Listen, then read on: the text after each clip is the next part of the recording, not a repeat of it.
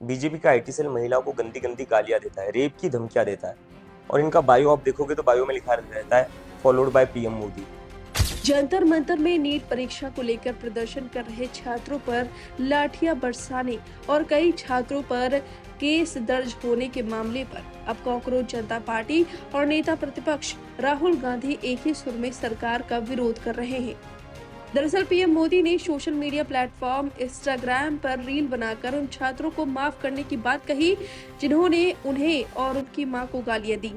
हालांकि इसके बावजूद छात्रों का कहना है कि उन पर केस अभी भी चल रहा है, पुलिस उनके घर आ रही है, उन्हें सोशल मीडिया पर रेप की धमकियां मिल रही हैं और इसी पर सीजेपी और राहुल गांधी ने छात्रों की आवाज उठाते हुए लगभग एक ही बात कही है कि पीएम मोदी को माफ करने से पहले खुद माफी मांगनी चाहिए।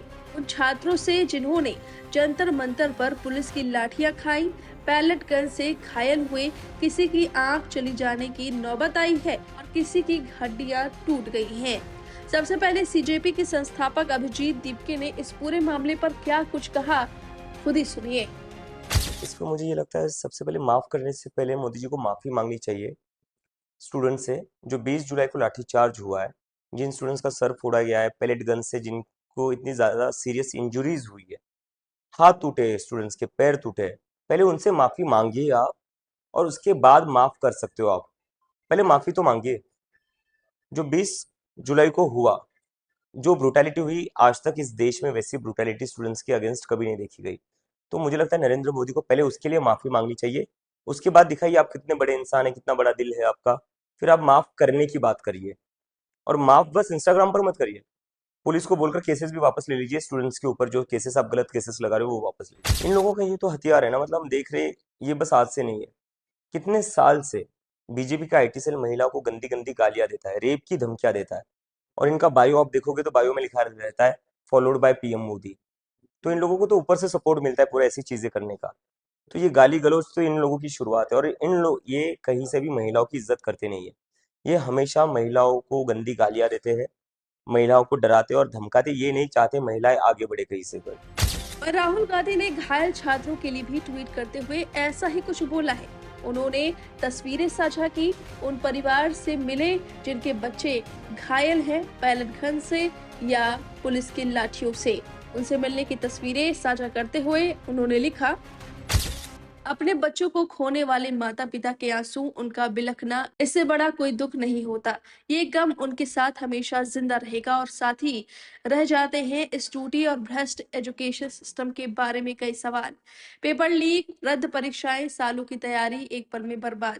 हमारे छात्रों को उस सिस्टम में ईमानदारी से मेहनत करने के लिए कहा जाता है जो खुद बेईमान है। और उसके बाद भी प्रधानमंत्री मोदी जी की ये हिम्मत है कि वो छात्रों को माफ करने की बात करते हैं।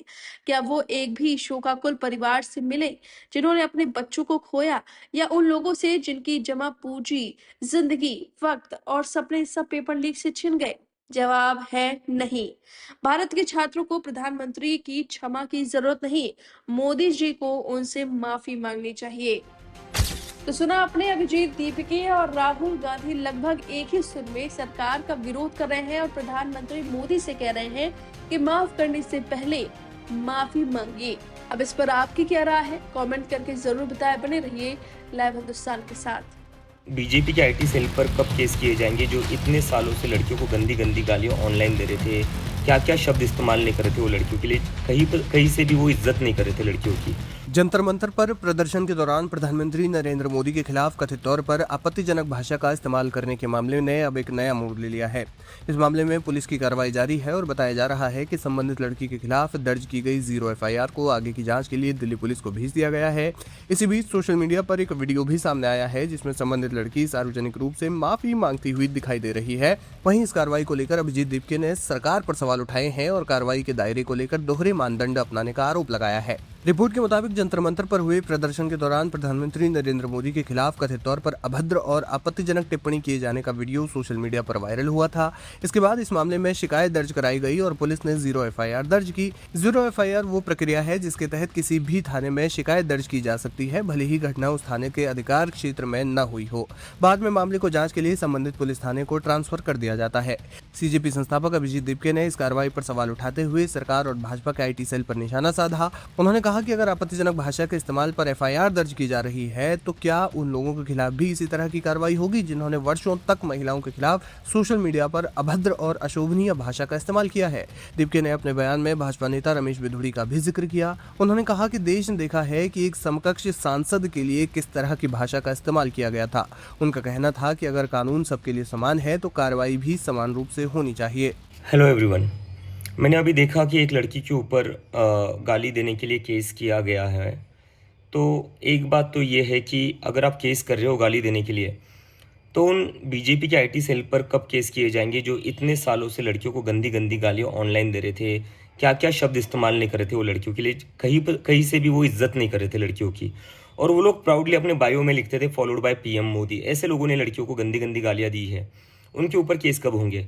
और बात बस बीजेपी आईटी सेल तक नहीं है, इनके मेंबर ऑफ पार्लियामेंट जो है रमेश बिधूड़ी जी, उन्होंने किन शब्दों का इस्तेमाल किया था एक फेलो मेंबर ऑफ पार्लियामेंट के लिए सबको याद है। यूपी के जो सीएम है योगी आदित्यनाथ, उनका एक वीडियो भी आया था जहाँ पर जो एनआईए का कैमरा पर्सन था उसके लिए भी उन्होंने गालियाँ दी थी। तो ये क्या चल रहा है, इस देश में 2 कानून चल रहे हैं क्या? यूथ के लिए एक अलग कानून है और बीजेपी और उनके नेताओं के लिए अलग कानून है। और गाली देना कोई अपराध नहीं है, गाली देना इज़ नॉट अ क्राइम। अगर कोई गाली देता है वो बुरा हो सकता है, वो बुरी बात हो सकती है, तो उसको आप समझाइए, उसको आप कहिए कि गाली मत दो। लेकिन केस किस बात पर किया जा रहा है? अगर गाली देने पर केस करना पड़े तो सबसे ज़्यादा केसेस जो होंगे वो बीजेपी आईटी सेल पर होंगे, क्योंकि सबसे ज़्यादा औरतों को गंदी गंदी गालियाँ उन्होंने ही दी है। और बीजेपी के नेताओं पर होंगे जिन्होंने इतनी गंदी गालियाँ इतने सालों से दी और पार्लियामेंट के अंदर भी दी है। उन्होंने विशेष रूप से भाजपा के आईटी सेल का उल्लेख करते हुए कहा कि ऐसे मामलों में केवल एक पक्ष के खिलाफ कार्रवाई नहीं होनी चाहिए बल्कि कानून का समान रूप से पालन होना चाहिए। इस पूरे घटनाक्रम के बीच संबंधित लड़की का वीडियो भी सामने आया जिसमें वो अपने बयान पर माफी मांगती हुई नजर आ रही है। वीडियो में उसने कहा कि उससे गलती हुई है और अगर उसकी बातों से किसी की भावनाएं आहत हुई है तो वो इसके लिए क्षमा चाहती है। जुलाई को मैं सीपी गई थी अपने फ्रेंड्स के साथ, फिर वहाँ पे प्रोटेस्ट हो रहा था। मैंने वहाँ पे कोक पी, वहाँ पे ग्रुप्स बने हुए थे बहुत सारे। वो लोग बहुत चीज़ें बोल रहे थे, बहुत गालियाँ दे रहे थे प्रधानमंत्री जी को। उन लोगों के इन्फ्लुएंस में आके कि तुम लोग भी बोलो, तुम लोग भी बोलो, कोई सब बोलो करके मैंने वहाँ बहुत चीज़ें बोली।